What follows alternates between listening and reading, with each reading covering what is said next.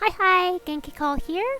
In the description box below, you will find a link to the video that I just did on which legendary you will find at which faction.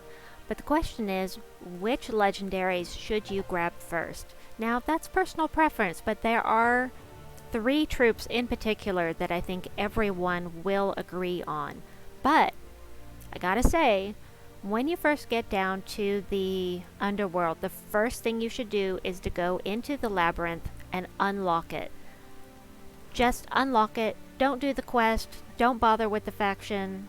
It doesn't really matter right now. What matters is getting that banner. It is currently the most useful banner in the game, and I will show it to you. The reason it is so useful is because it's the only current banner with +2, +2, -1. Every other banner right now is either ++ or +2, +1, -1. So, now that that's out of the way, I will tell you the 3 troops in particular that you should be going for first.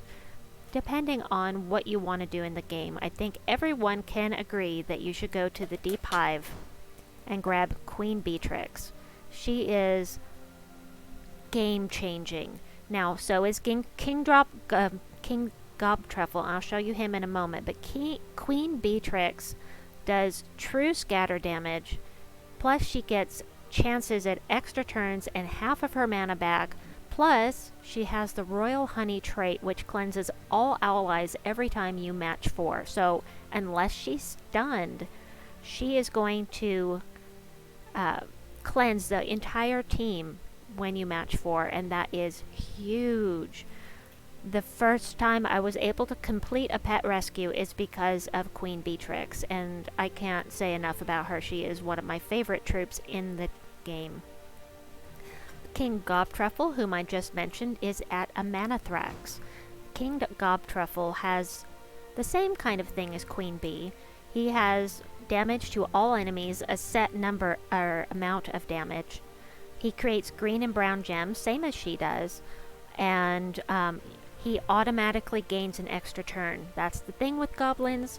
Queen Beetrix has a chance for an extra turn. He is guaranteed an extra turn unless he is frozen or one of the colors, blue or green, is frozen on your team. So he diseases on match 4s, and what poison? Okay, so disease. This is what you need to know. Disease halves the mana a troop gains. So the enemy troops is what we're talking about, and there's a cumulative 10% chance to recover each turn, but the disease will slow them down. So, depending on what your playstyle is, whether King Gobtruffle or Queen Beetrix is more valuable, that is personal preference. Now, the third most valuable troop, in my opinion, in the Underworld is at Sunken Fleet, and that is the Maraji Queen. Now, it's not because she curses all enemies and converts green skulls to doom skulls. That is powerful enough. But if you're not comfortable with playing with doom skulls, you still need this troop. You've got to have this troop, and this is why. All elemental allies start with 50% mana. So let me show you some of the elementals in the game, and I'll show you why this is so very powerful. So we're going to go here to troop types. We're going to slide on down here to elemental. We've got Phoenicia. We've got Shabanu Vespera, the Wild Queen. We've got Rowan. We've got King Gobtruffle. You know, we've got all of these troops that will start with 50% mana because of the Maraji Queen, and it is just so helpful. It will help you get things done much more quickly in the game. You can make a whole team of elementals. It's just really, really nice. Now, a few more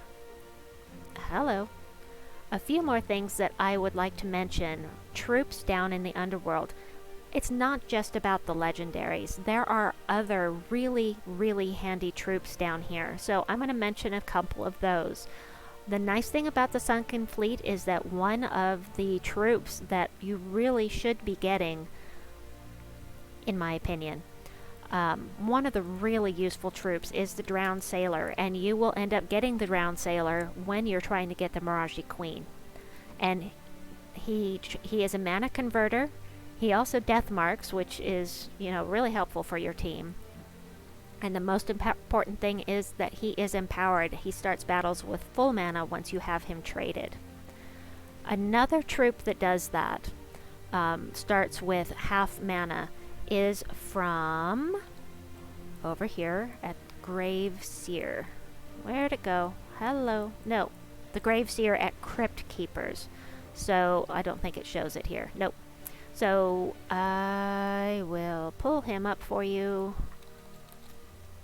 The Grave Seer also empowered, and he transforms green gems to purple and enchants the strongest ally. This is another really, really good mana converter for your team. So that is another one to be on the lookout for. One that's almost empowered that is going to be very useful as well is at Stonesong, Eyrie. Now Queen Xochi, I'll show you her. She's quite useful. I actually have really come to appreciate her as of today, because if you're working with the with Stormcaller or I can't speak. Hold on, let me pull this up because I can't get my mind in order here. So class, if you're working with Stormcaller or Sunspear, you have a persistent storm. Or if you're using the Mountain Crusher, which creates a dust storm, she's going to help you gather mana. So she is very useful. And while you're trying to get her, another very useful troop from Stonesong Eyrie is the Harpy Mage. Let me pull her up. Harpy. The Harpy Mage conjures a dust storm, and you can explode the gems of any ally, which is great, and she starts with 75% mana. So typically you make one match of red or yellow and you've got her full up and ready to start casting and getting your team lots and lots of mana. So next up we have Luna. Luna is a lot of fun. You will find her at the Warrens. She is the legendary there.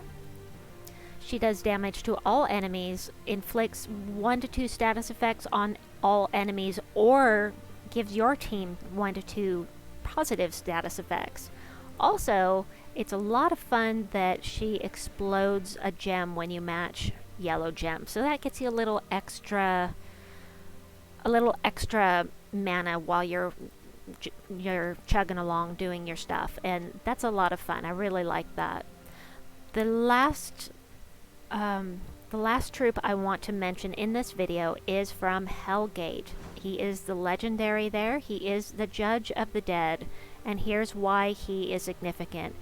For soul farming teams, this is super useful. You use the phylactery, you cast with him, boom, the entire opposing team is dead. If you're on low enough explore level, of course. You also gain 3 souls when an ally casts a spell. So this is the last troop that I really, really wanted to point out to you. There are a ton of really useful troops down here. And if you're really new and you don't know much about the Underworld, I have lots of tiny tutorials for you that you can look up on Delving. And if you don't know how to get these troops down here, you just go there, you click on portals, and you click on open portals with your chaos shards. You should already have some. If you've been doing the adventure board, you should already have some in your stock before you ever make it to the Underworld. And then you get more chaos shards by completing the delves down here. So, if you have any questions, please feel free to ask down in the comments below. I'm always happy to help. I hope that you've enjoyed this video. Please like and subscribe, and we'll see you soon. Bye-bye.